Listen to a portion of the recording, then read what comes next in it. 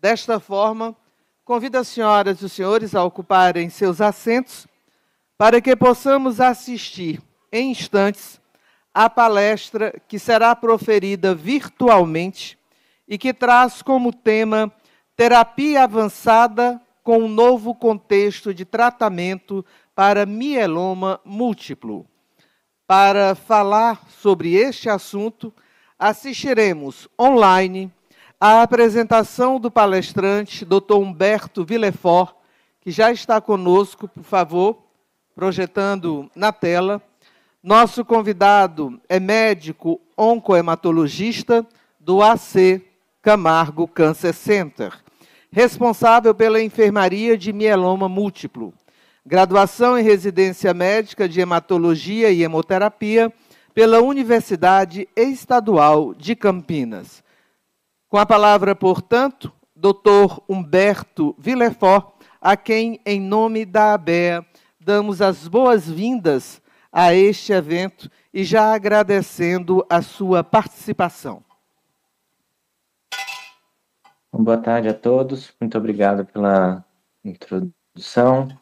Eu agradeço pelo convite de estar aqui hoje para conversar com vocês sobre mieloma múltiplo e sobre a terapia avançada nesse contexto novo de tratamento. A nossa apresentação hoje ela vai focar principalmente na discussão do que a gente tem de dados mais recentes com o uso de terapia com células CAR-T para o tratamento dessa doença. Esses são os meus conflitos de interesse.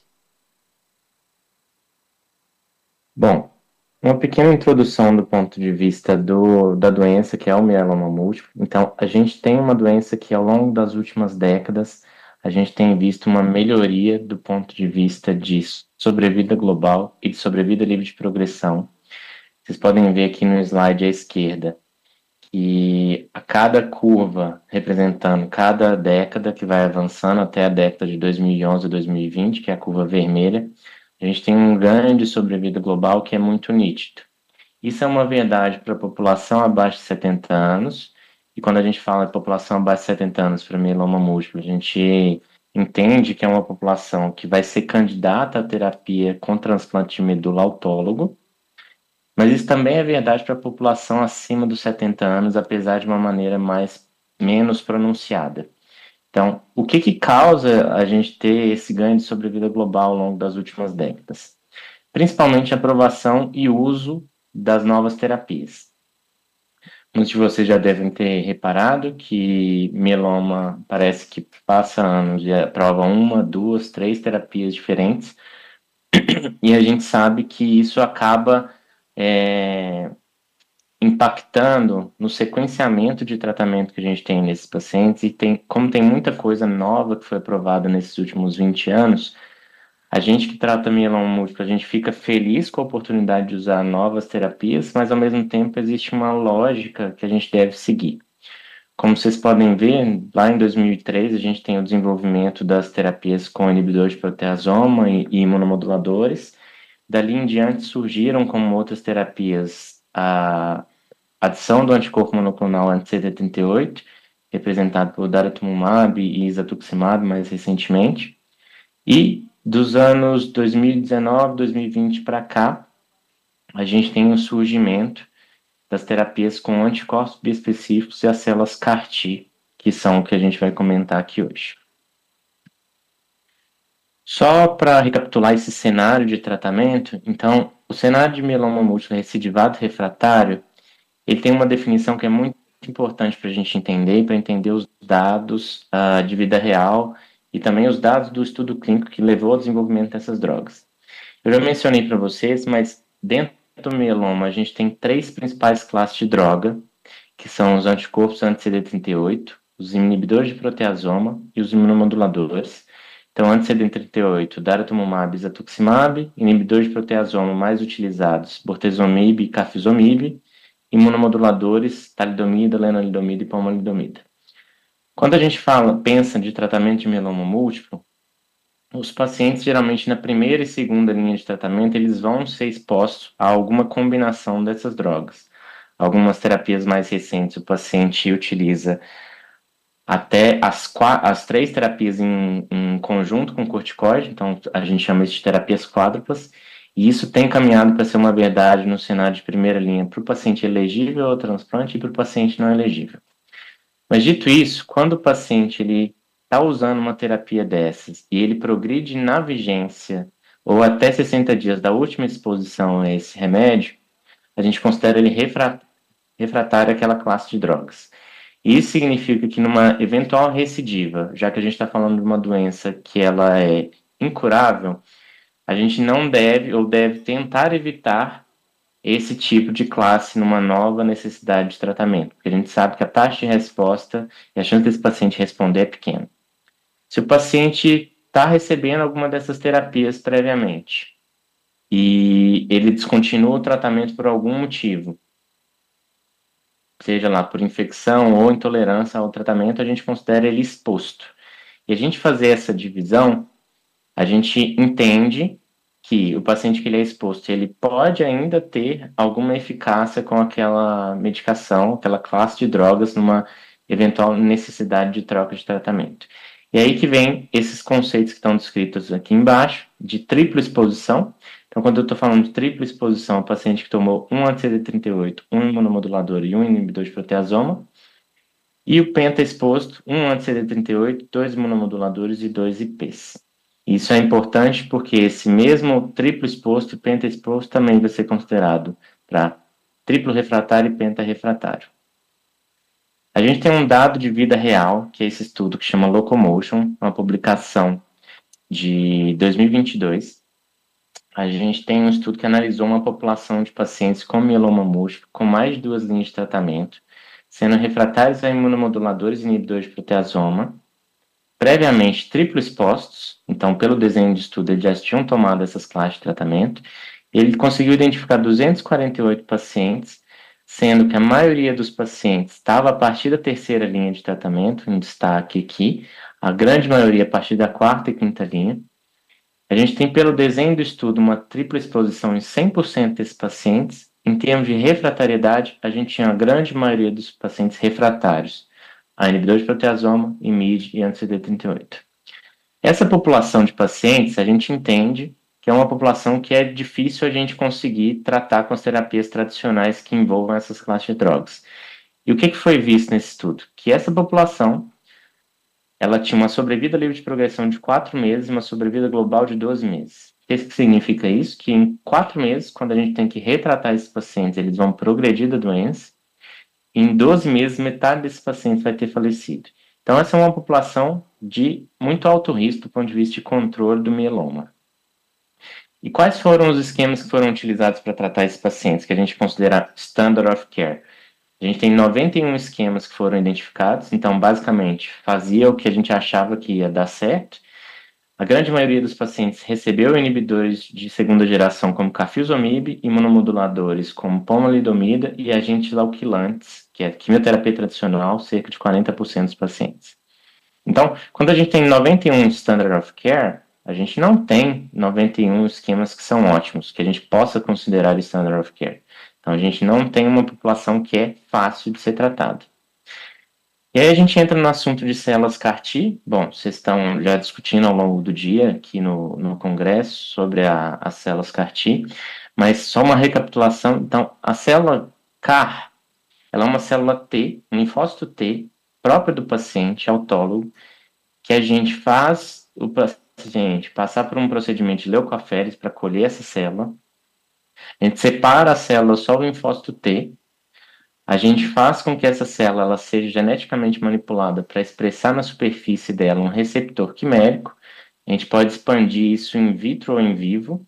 Faz uma quimioterapia para esse paciente que a gente chama de linfodepressão, que na verdade é intuito que é reduzir os outros linfócitos que estão circulantes no paciente para ele permitir uma expansão do CAR-T in vivo. E a gente devolve para o paciente a célula que foi geneticamente modificada com o intuito que ela possa atuar sobre o câncer de interesse. Então, essa modificação aqui que a gente coloca dentro dessa célula T, Ela pode ser de diversas maneiras. Aqui embaixo do slide vocês podem ver que existem diversos construtos que a gente fala. Na verdade, são diversos meios da gente fazer essa célula expor e expressar esse receptor quimérico, que a gente chama de CAR, que é o termo em inglês de Chimeric Antigen Receptor. E é essa molécula que vai interagir com a célula de interesse nossa. Em se falando de mieloma múltiplo, existe um alvo, que é uma terapia que a gente tem visto aprovações de muitas outras medicações em conjunto, inclusive bispecíficos e anticorpos droga conjugados num futuro. Mas falando de CAR-T para mieloma, o alvo que a gente tem aprovado até o momento é um alvo BCMA. E o que é o BCMA? É o antígeno de maturação da célula B, do termo em inglês B-Cell Maturation Antigen. Essa é uma molécula que ela é expressa na superfície do linfócito B, desde a fase que ele está no linfonodo, no gânglio secundário, do centro germinativo, até o plasmócito maduro, produtor de imunoglobulina. Então, ela é altamente expressa aqui no plasmócito maduro, mas ela também tem uma expressão que ela é um pouco menor ao longo dessa maturação do linfócito B. Cilta-cel, que é a célula CAR-T, que é o termo para cilta-captagene autoleucel, é um construto de CAR-T anti-BCMA, e na superfície dele a gente tem a expressão desse receptor quimérico, que tem duas porções de interação com o BCMA, então esse é um CAR-T anti-BCMA. Então é essa molécula, essa porção que vai se ligar ali ao plasmócito que está expressando o BCMA. A gente tem uma porção de domínio coestimulatório intracelular através do 41BB e do CD3-zeta, que vão ser responsáveis pela permanência e proliferação dessa célula. E qual que é o mecanismo de ação dessa célula, desse produto de células CAR-T? Ele vai, então, através dessa alça aqui do CAR, se ligar ao BCMA, facilitando uma interação de citotoxicidade direta através de citocinas e granzimas, e ao mesmo tempo ele contribui com a modulação de outras células que também vão afetar a célula que expressa BCMA do mieloma, causando a morte celular. A gente tem 2 estudos que levaram à aprovação dessa terapia aqui no nosso país e em outros serviços, em outros países. A gente tem o estudo do CARTITUDE-1, que é o estudo fase 1/2, e a gente tem o estudo do CARTITUDE-4, que eu vou mencionar logo em seguida. Isso levou a uma aprovação de bula da Anvisa, em que o CAR-T Cilta-cel está aprovado para aqueles pacientes de mieloma múltiplo no cenário recidivado refratário que tenham recebido inibidores de proteasoma imunomodulador e anti-CD38, e também a aprovação baseada no CARTITUDE-4, que é para aqueles pacientes que receberam previamente inibidores de proteasoma e lenalidomida, que sejam refratários à lenalidomida. Então, um cenário comum aqui é um paciente que fez transplante de medula óssea, ficou com a lenalidomida de manutenção, então ele vai e progride na vigência ou em até 60 dias dessa última exposição à lenalidomida, a gente vai considerar o lena refratário, e aí ele poderia, se ele já tomou um nível de proteasoma junto, ser candidato a receber essa terapia. Eu vou começar com o estudo pivotal do CARTITUDE-1. Esse é um estudo de braço único, estudo fase 1/2, conduzido nos Estados Unidos, em que pacientes com mieloma recidivado refratário com mais de 3 linhas de tratamento prévio, incluindo inibidores de proteasoma, IMiD e anti-CD38, ou que eram duplo refratários a IMiD e a imunomodulador, foram incluídos para serem submetidos ao procedimento de leucoaférese, a manufatura do CAR-T, a linfodepressão e a infusão do cilta-cel.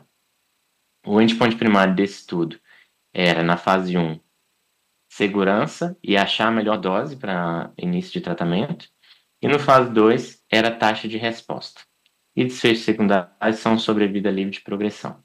Existe um conceito importante que vocês têm que saber, que é o de terapia ponte. Então, quando a gente espera que o paciente vai fazer o CAR-T, às vezes a doença está muito ativa e esse paciente demanda um tratamento imediato.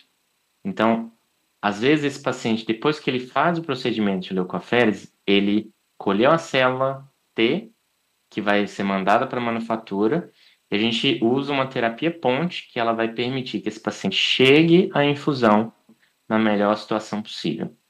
Quando o paciente ainda não fez a leucoaférese e ele, por algum motivo, teve uma necessidade imediata de tratamento, a gente tem um outro conceito aqui, que é a terapia holding, que é para segurar aquela doença até o paciente poder fazer a leucoaférese para poder produzir o CAR-T.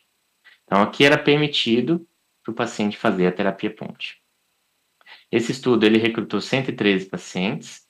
Desses 113 pacientes, 97 receberam o CAR-T, então vocês veem que aqui a gente tem perda de pacientes por progressão de doença, 8 pacientes chegaram a morrer, 2 por progressão de doenças. A gente teve também, depois da linfodepressão, uma perda de alguns pacientes, então 16 pacientes não chegaram à análise final do estudo.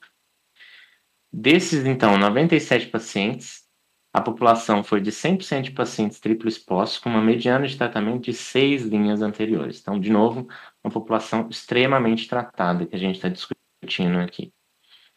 E aí, só um lembrete de como que a gente faz a avaliação de resposta no mieloma múltiplo. Existe como se fosse uma escala em que o paciente está em resposta parcial ou resposta parcial muito boa, resposta completa e resposta completa. Stringent, que é o termo em inglês, ou resposta completa estrita, que é o termo em português, ou rigorosa. E quanto mais profundo, quanto mais para a direita aqui, melhor o controle da doença. Significa que a gente está conseguindo detectar nada da proteína monoclonal. E o estudo CARTITUDE-1, do ponto de vista de eficácia, com um segmento mediano de 33 meses, daqueles 97% dos pacientes que receberam a terapia, daqueles 97 pacientes, a gente tem uma taxa de resposta que é de 97,9%, sendo que 80% estavam na melhor resposta que a gente consegue detectar. Então, virtualmente, daqueles 97 pacientes, a gente tem uma taxa de resposta que é próxima de 100%. Então, é uma terapia que, mesmo numa população de tripla exposição, com mais de 6 linhas, com uma mediana de 6 linhas de tratamento, a gente tem uma taxa de resposta para quem consegue receber o Cilta-cel de volta na veia de quase 100%. Então, do ponto de vista de eficácia, isso é uma taxa de resposta absurda. Acho que nenhuma terapia para mieloma nesse cenário teve uma taxa de resposta tão boa. E o que a gente colhe de sobrevida, de desfecho clínico? A gente tem uma sobrevida livre de progressão de 35 meses, uma sobrevida global que ainda não foi atingida. Isso aqui quer dizer que o paciente que recebeu o Cilta-cel, ele vai ficar sem terapia por 35 meses. Então, numa mediana, o paciente que recebe o Cilta-cel, ele fica 35 meses sem precisar de nenhuma outra terapia. E a sobrevida global, a gente ainda não tem uma avaliação de mediana, mas provavelmente isso vai lá para frente, porque esses pacientes devem ter recebido outras terapias também. Em comparação com o mundo real, a gente tem um estudo que comparou de uma maneira indireta os dados do Cilta-cel com o estudo Locomotion, que é um estudo de vida real, que eu acabei de mencionar para vocês. Vocês podem ver que a curva do Cilta-cel, que está aqui em azul, versus a coorte ajustada de vida real, que é a curva mais clara, é extremamente superior, tanto do ponto de vista de sobrevida livre de progressão e sobrevida global. Então, do ponto de vista de eficácia, não temos muita dúvida de que, nesse cenário de paciente triplo exposto, tão avançado, o uso do Cilta-cel seria a melhor opção de tratamento da doença. Dito isso, a gente tem que fazer uma ressalva das toxicidades. Então, sim, os pacientes, do ponto de vista de toxicidade hematológica, eles vão ter toxicidades grau 3 e grau 4. Então, aqui eu estou falando de neutropenia. 94% dos pacientes vai ter neutrófilo menor do que 1.000, anemia com cerca de 68%, trombocitopenia 59%. Então, isso daqui, existe um fator que, além do Cilta-cel, leva em conta o período da linfodepressão. Então, usar a fludarabina e a ciclofosfamida, que são feitos na linfodepressão, fazem com que o paciente possa ter esse período de neutropenia. O perfil de toxicidade do CAR-T, Cilta-cel, numa população tão politratada, não é de se esperar que seja algo diferente. A gente tem eventos adversos relacionados à ativação de células T. Então, toda terapia que vai interagir com o linfócito T, seja CAR-T, seja anticorpo B específico que vai se ligar ao linfócito T, a gente tem a síndrome de liberação de citocinas e a síndrome de neurotoxicidades. E aqui, na síndrome de liberação de citocinas, 90% dos pacientes, mais ou menos, vai ter, mas a grande maioria vai ser algo leve, então grau 3 e grau 4, que a gente precisa usar, é, que a gente precisa usar vasopressores e outros desfechos de UTI, principalmente, é raro, é menos de 5% dos pacientes. A gente tem uma mediana de início desses sintomas de 7 dias, então depois que o paciente infunde, parece que ele fica olhando para o teto algum tempo, e aí, no 7º dia, a grande maioria dos pacientes já vai estar desenvolvendo a síndrome de liberação de citocinas. Isso dura em média de 4 dias, mas é manejável seguindo os protocolos de manejo de CRS com suporte, se necessário, de tocilizumab e dexametasona. Ao passo que a neurotoxicidade, a gente tem um perfil que é de neurotoxicidade aguda, de cerca de 10% dos pacientes. Então, a gente tinha grau 3 de ICANS no estudo, que foram só 2 pacientes, com uma mediana de início dos sintomas por volta de 8 dias e duração também de 4 dias. Então, vocês veem que o padrão de ICANS é sempre seguindo o padrão de CRS, porque a fisiopatologia das duas entidades é semelhante, é disfunção endotelial. Mas a gente tem um evento adverso mais tardio e por isso esses pacientes precisam ser monitorizados pelos centros de eventos adversos com alterações neurológicas que podem ser transitórias, com a paralisia de nervo facial, e desenvolvimento de parkinsonismo, que já foi reportado com algumas terapias BCMA. Então, isso parece estar atrelado ao alvo. Passando para o estudo do CARTITUDE 4, então esse é um estudo agora em linhas mais precoces, não é um estudo de segurança nem de eficácia, mas é um estudo fase 3, em que foram incluídos pacientes de 1 a 3 linhas de tratamento de mieloma recidivado refratário, que tinham que ter sido expostos a inibidor de proteasoma e IMID, não tinha uma obrigatoriedade de ter recebido anti-CD38 aqui, mas sim eles tinham que ser lenalidomida refratários, não podiam ter recebido CAR-T ou outras terapias BCMA prévias. E aí esse desenho do estudo, então agora a gente tem 2 braços. A gente tem um paciente que vai seguir para o Standard of Care, que poderia ser esses 2 braços de tratamento aqui, PVD ou DPD. PVD é pomalidomida, bortezomib e dexametasona, ou DPD, daratumumab, pomalidomida e dexametasona, até progressão de doença. Ao passo que o paciente que iria para o braço do Cilta-Cel, ele tinha uma escolha anterior de qual braço ele poderia ser escolhido, e ele colhia a célula e fazia uma terapia ponte com PVD e DPD, que é o tempo que a gente precisa de pelo menos 1 a 2 ciclos para a célula ficar pronta. O desfecho principal desse estudo aqui já não é mais taxa de resposta, que a gente sabe que é extremamente alto.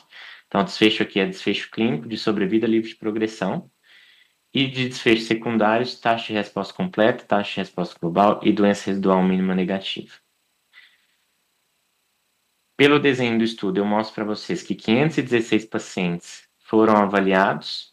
Desses 516, 419 pacientes foram randomizados. Desses 419, então, 208 foram para o braço do Cilta-Cel, 211 para o braço controle do Standard of Care com PVD e DPD. Essa população, então, que foi randomizada, vai ser a população com intenção de tratamento, e a população que recebeu a célula e que recebeu a terapia vai ser a população de segurança. Eu vou só mostrar para vocês aqui do braço do Cilta-Cel. Então, dos 208 pacientes que foram randomizados para o braço do Cilta-Cel, 32 pacientes não conseguiram chegar à infusão do Cilta-Cel, então 176 pacientes receberam Cilta-Cel, 30 desses pacientes porque progrediram de doença e 2 pacientes porque morreram. Então, diferentemente do estudo do CARTITUDE 1, em que existe uma possibilidade de um viés de seleção, de tentar selecionar aquele paciente que é uma doença um pouco mais indolente, o fato desse estudo já prever que esse paciente vai fazer uma terapia ponte permitiu colocar mais pacientes numa posição de tratamento um pouco que possa ter doenças mais agressivas. Mas a gente tem ainda esse problema da terapia de bridging, que o paciente progride na vigência antes de receber o Cilta-Cel, então a população que realmente recebe o Cilta-Cel é de 176 pacientes. Pela população e desenho do estudo, a gente tem 100% dos pacientes refratários à lenalidomida, a gente tem uma mediana de linhas prévias de 2, pacientes triplo expostos, cerca de 25% em ambos os braços, então, de novo, a gente não tinha uma obrigatoriedade de ter recebido anticorpo anti-CD38. E a gente tem um desfecho de eficácia com uma sobrevida livre de progressão, que no segmento mediano de 16 meses ainda não foi atingida para o braço do Cilta-Cel, a curva em azul escuro aqui, mas do braço controle a gente já tem um desfecho de 12 meses. Isso traduz uma taxa de resposta global de 84%, de novo, com uma taxa de resposta completa ou melhor de 73%, ao braço que no braço controle a gente tem uma taxa de resposta de 67%, mas uma proporção muito menor de pacientes com resposta completa de 21%. Então, olhem que aqui o valor, a gente está avaliando aquela população de 208 pacientes, que é a população que a gente tinha intenção de receber o Cilta-Cel. Se a gente for olhar para a população de pacientes que realmente recebe o Cilta-Cel, a gente volta para aqueles pacientes com uma taxa de resposta brilhante de 99%. Então, o que a gente consegue tirar de dado aqui é que se o paciente recebeu o Cilta-Cel, se ele tiver em condições clínicas de receber, provavelmente ele vai responder da doença. Essa avaliação, ela é verdadeira para a maioria dos subgrupos, como vocês podem ver aqui, a análise do suplemento do paper original. Então, tudo que está para a esquerda, dentro do verde, mostra que há um favorecimento do braço do Cilta-Cel. Do ponto de vista de segurança hematológica, é muito parecido com o que a gente tinha do Cartitude 1. Então, de novo, a gente tem bastante citopenia no braço do Cilta-Cel. Isso não parece ser muito diferente do standard of care quando a gente está usando principalmente pomalidomida como braço controle. Então, sim, a gente tem eventos adversos grau 3, grau 4 num grau muito parecido. Em termos de eventos adversos de CRS e ICANS, CRS é bem parecido, então 76% dos pacientes da população que recebeu o tratamento vão ter CRS. Grau 3, grau 4, menos de 5% novamente. A mediana de início de 8 dias, bem parecido com os 7 dias que a gente viu no estudo anterior. A duração é de 3 dias, então esse paciente, depois que ele passa ali o período de 10 dias depois da internação para receber o CAR-T, geralmente o paciente fica bem. Eventos adversos de ICANS, a gente teve menos de 5% de qualquer grau, e eventos adversos de ICANS grave não foram reportados no estudo. Paralisia de nervo craniano, igual eu falei para vocês, é algo que parece estar relacionado com essas terapias BCMA, especialmente para CAR-T BCMA, mas a grande maioria, grau 3 e grau 4, é raro, menos de cerca de 1% desses pacientes pode ter isso aqui, então a gente vê uma reversão muito boa desses eventos adversos com o uso apenas de corticoide oral.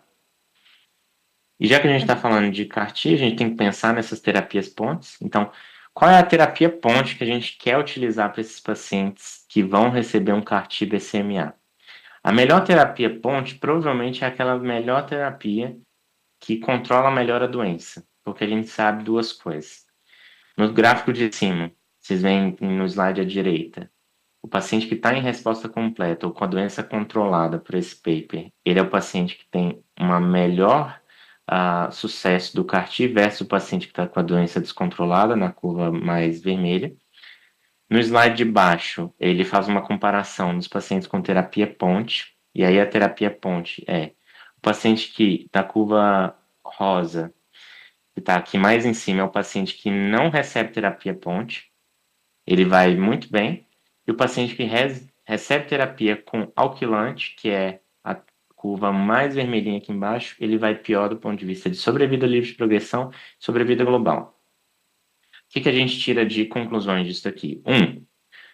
Paciente que consegue fazer uma terapia ponte eficaz, ele deve responder melhor, porque ele deve ter uma carga de doença menor e talvez uma doença melhor do ponto de vista biológico de resposta às terapias que a gente vai dar.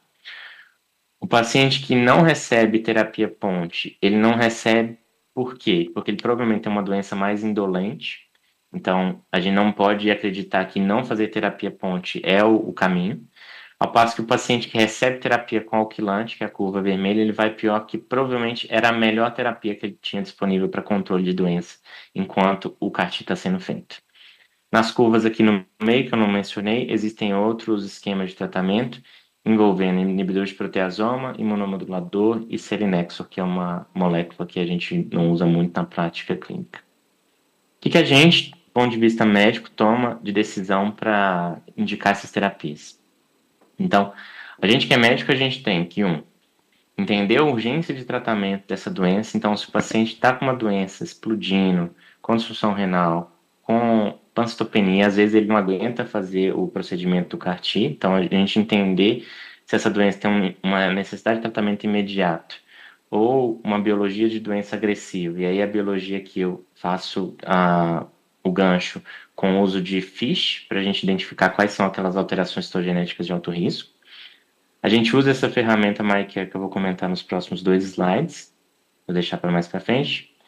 A gente pensa também na possibilidade de a chance desse paciente receber uma aprovação e dos custos dessa terapia. A gente sabe que CAR-T não é uma terapia barata, e para a gente conseguir atingir aquela sobrevida livre de progressão tão longa, a gente tem que indicar bem esse tipo de terapia, porque a gente quer que o paciente que receba a terapia celular, ele atinja aquela mediana ali de 34 meses, que é algo extraordinário. A gente tem que pensar nos tratamentos que esse paciente já fez, então se ele é triplo refratário, se ele é triplo exposto, se ele vai receber alguma outra terapia. E a gente tem que discutir com o paciente também, do ponto de vista de preferência pessoal, o performance status para receber uma terapia CAR-T. A gente sabe que CAR-T-cell não é o mesmo, a mesmo perfil de toxicidade frente a um transplante autólogo, por exemplo. Então, o transplante autólogo parece demandar um paciente mais fit do que um paciente de CAR-T. E a gente tem a aprovação de outras terapias num cenário muito parecido, como os anticorpos específicos para mieloma. Então, precisa ser discutido com esse paciente. Essa ferramenta MyCare que eu mencionei é uma ferramenta que dá uma previsibilidade da taxa de sucesso com terapias BCMA, e aqui eu estou querendo dizer CAR-T BCMA. Ela usa de fatores a presença de doença extramedular, leucemia células plasmocitárias, citogenética de alto risco, e aqui a gente precisa do FISH para poder tomar essa decisão, para ter esse dado. Então, é difícil, às vezes, na prática clínica, a gente conseguir a análise do FISH para a gente ajudar a fazer essas escolhas.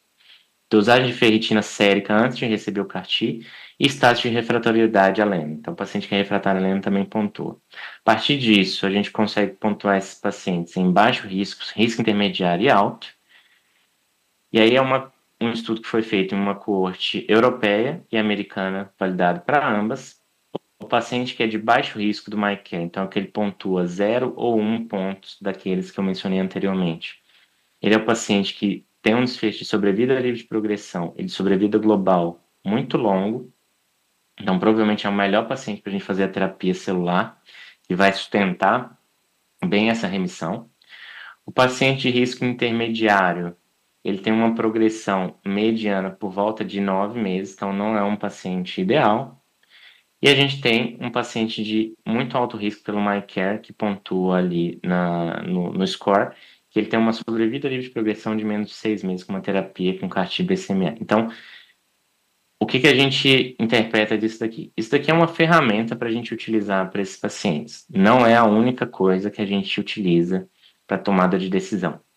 Mas provavelmente o paciente que vai ter uma melhor taxa de sucesso é o paciente de baixo risco, aqui, com menor carga tumoral, com citogenética de baixo risco ou de risco padrão, que tenha feito uma bridging muito eficaz.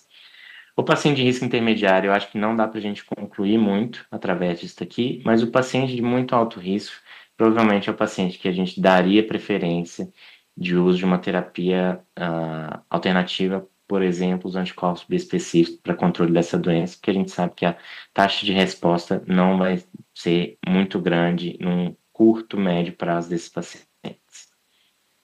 Eu queria agradecer, passar a palavra para vocês, acho que deu o período de 30 minutos, e se vocês tiverem alguma dúvida, algo que eu puder esclarecer para vocês, essa é a nossa equipe aqui no AC Camargo, é a equipe médica, mas tem muita gente por trás desse tratamento dos pacientes com células CAR-T, e eu agradeço pelo convite aqui hoje para poder conversar com vocês sobre isso. Doutor Humberto Villefort, muito obrigada. Em princípio, nenhuma pergunta, então eu quero convidar a presidente da ABEA, Helena Ronce, para que de forma simbólica possa passar ao senhor a entrega da bolsa do evento com vários materiais científicos e também o certificado e uma singela lembrança deste congresso, uma jangada, que também simboliza a superação dos obstáculos por todos os profissionais que aqui se apresentam. Vai ser feito um registro fotográfico e depois ela já agradecerá a sua participação. Esse material chegará às suas mãos em breve. Muito obrigado. Foi feito o registro fotográfico e agora a doutora Helena fará uso da palavra. Obrigada, doutor Humberto, pelas suas explicações. A gente tem visto muito exemplos da Europa, dos Estados Unidos, né? Nós teríamos alguma coisa aí no AC Camargo sobre registros do Brasil já em números? A gente não tem ainda dados de terapia celular para mieloma, porque essa aprovação do Cilta-Cel é relativamente recente. O credenciamento dos centros, até onde eu sei, só existem 2 centros no Brasil que foram credenciados para infusão dessas terapias. É o nosso centro e mais um outro aqui em São Paulo. Tem uma previsibilidade que isso vai ser expandido para outros centros. A gente tem alguns que eu posso dar não é muito spoiler, mas a gente tem uma experiência com esse produto num cenário que é diferente, que é de terapia celular, de pacientes em pesquisa clínica, mas é muito animador a gente ver um paciente que foi submetido à terapia com Cilta-Cel e o paciente que a gente tem em remissão há mais tempo, ele está há mais de 2 anos em remissão. Então, é um paciente que não está demandando nenhum tipo de tratamento específico do mieloma nesse tempo, o que é algo que a gente sabe que é difícil no tratamento de pacientes com mieloma, porque a gente sabe que essa população geralmente é submetida a tratamentos contínuos ao longo do tempo. A gente tem uma experiência nossa do serviço de CAR-T, de um modo geral, a gente já está chegando não sei se já chegou, já está chegando esse mês, a 30 infusões, somando o CAR-T para mieloma, mas linfomas, entre outros, tanto no cenário comercial, mas de pesquisa clínica também, que eu acho importante a gente também contribuir para esse tipo de avanço da tecnologia.